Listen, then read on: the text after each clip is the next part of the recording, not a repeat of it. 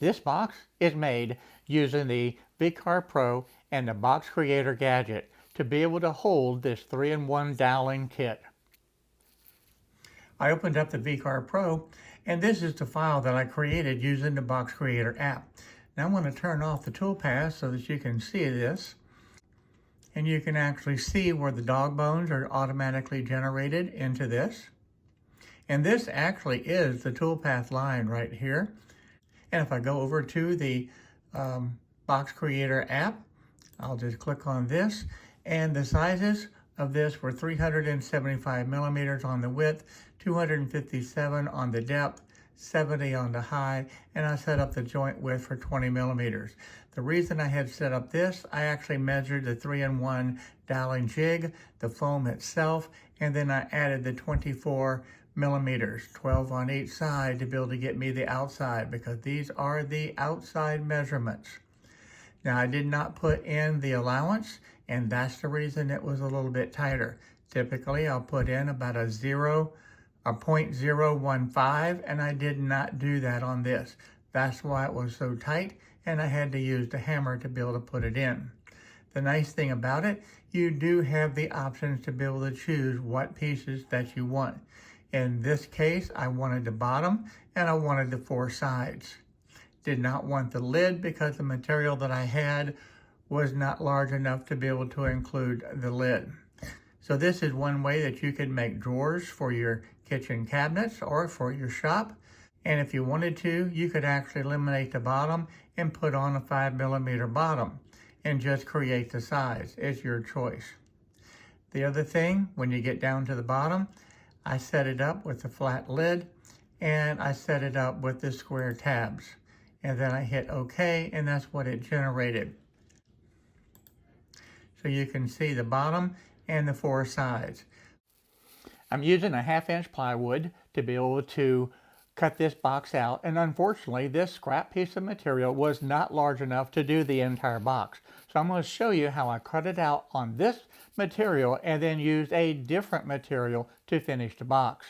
I'm also using the clamps more and more to be able to hold down the material with this CNC machine with the foam underneath it as a wasteboard.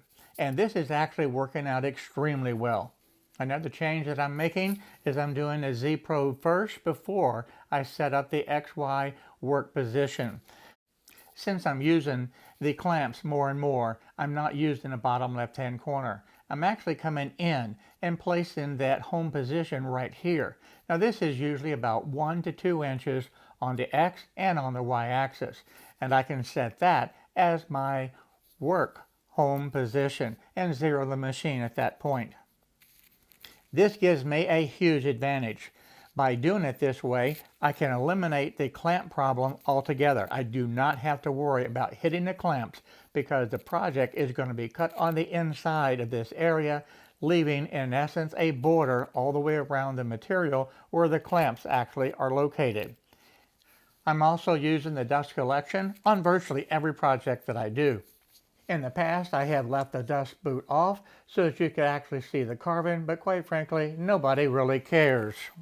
I open the file and the Open Build software, and the only thing that's left is to hit Run Job. I set this up to run in 3 different passes. With this machine, I could probably do it easily with just 1 or 2 passes.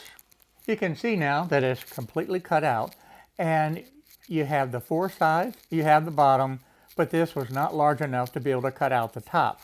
I'm going to show you how to do the top next. Oh, and for those who've been following my channel for quite a while, you know I use the glue and tape method to hold down many of my projects. Well, I'm not using that right now on these projects. I'm just using the clamps. And I'm able to just pull the material off, pull this foam off, and this is something new that I haven't done before.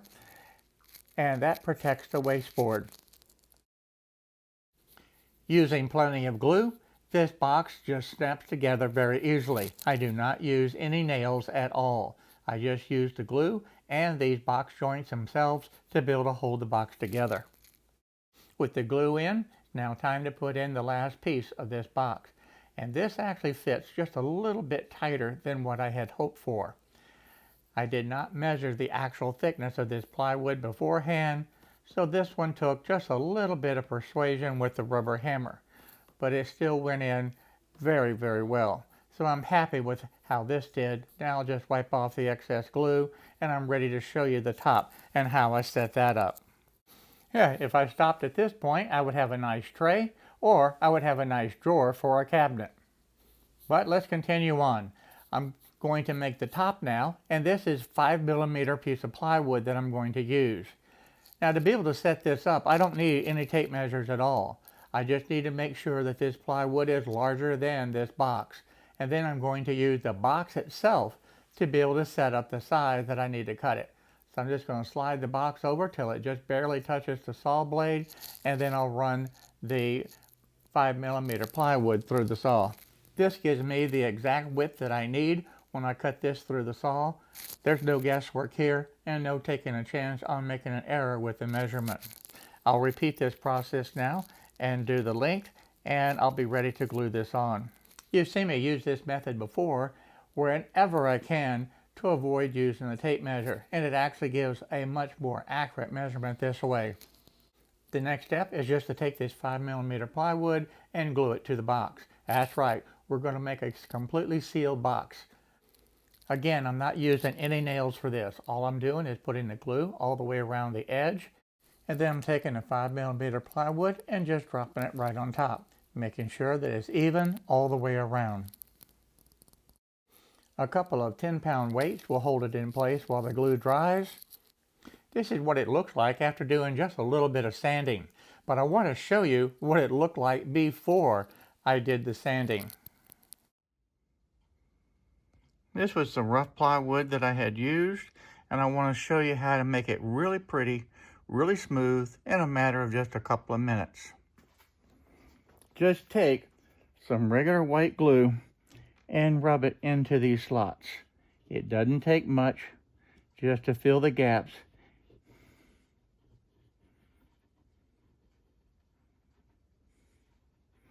Try to get all the gaps filled.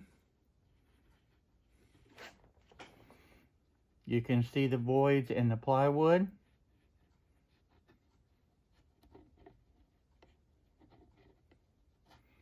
A little seam along here. If you don't like that seam, just add a little glue into that seam.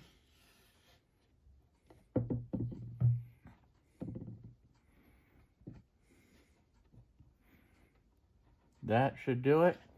Now we'll take the sander. Now this is 120 grit sandpaper. I'm using no dust collection on this. I want that sawdust to be generated. I want that glue to be able to grab that sawdust, and it will fill those holes.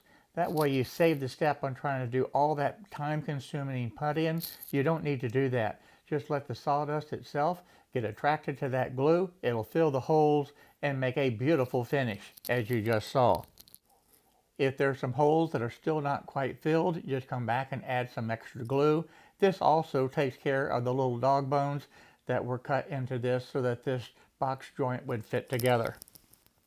And then just continue sanding just a little bit more, and that will fill all of those gaps. On this side, you see mostly the dog bones, but down here at the end, there's a huge void.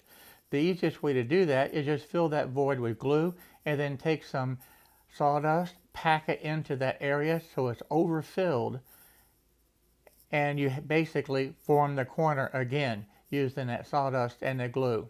And then take the sander and do the same as we did before.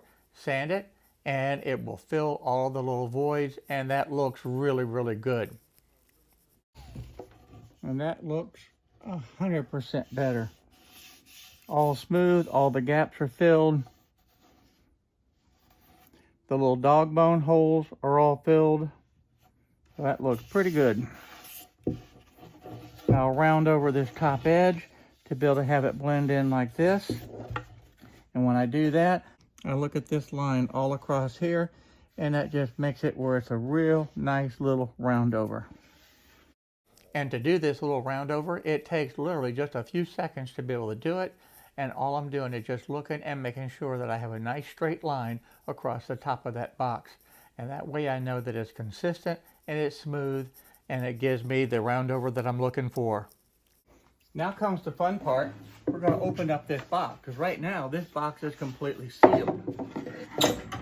I'm going to simply slide the fence over and put it exactly where that I want it. I'll use the box itself to give the alignment that I'm looking for, and then I'll cut the box open. This method is one that I have used for years and years, making all different size boxes, and it has always proven to be giving me the perfect results. And the nice thing about it too, the grain of the wood matches from the lid to the body of the box, and that's a nice advantage. So I absolutely love this method, and this is another tip that I think is really something that you can do in your shop. The 3-in-1 dialing kit will fit into this box perfectly, and that's what I wanted to be able to have. Now I also want to be able to save the drill bits and keep them stored in this box also. To do that, I'm going to store the bits in the lid itself. I'm using the last piece of the packing foam that came with this dialing kit to be able to fit into the lid, and then I'll mark the location of the bits and cut out this foam, and that way the bits will just drop right into place. After determining the location where I wanted the bits, I'm just using this red marker to be able to mark the location that I need to cut the foam out. And I'm going to do that for each of these bits. The nice thing about this, there's plenty of room to add some additional bits or even some additional accessories in the future. I'm using this speed square just to give me some nice straight lines to be able to cut and make sure that everything is aligned properly. A simple utility knife is all that's necessary to be able to cut these little slots and pull the excess foam out. As I cut each slot, I drop the bit in place.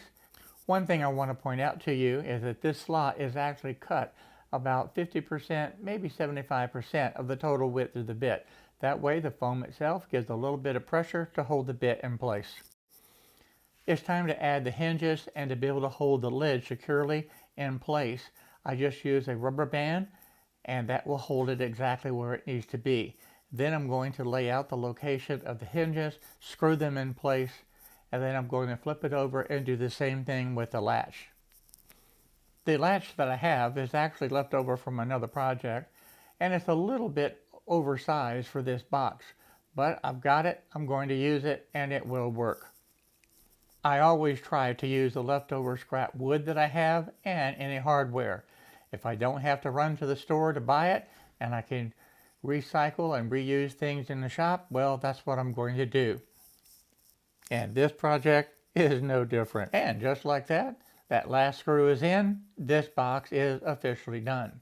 And yes, I'm going to need to come back and add some polyurethane clear coat on this just to make it look nice and protect the wood.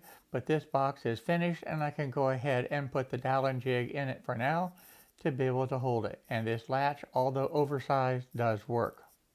For now, I'm going to put the 3-in-1 dialing jig into the box, and I'm going to put the polyurethane finish on it at a later date. This, I think, is going to be a perfect storage solution for this 3-in-1 dialing jig. And anytime that I need to use it, all of the parts will be here and ready for me to be able to use and access. This, I think, is a great solution. Leave me a comment below and tell me what you think of this solution, or share your ideas on the solution that you have done with the different boxes, and let me know what you think of all of the different tips and tricks that I have shown you in this video.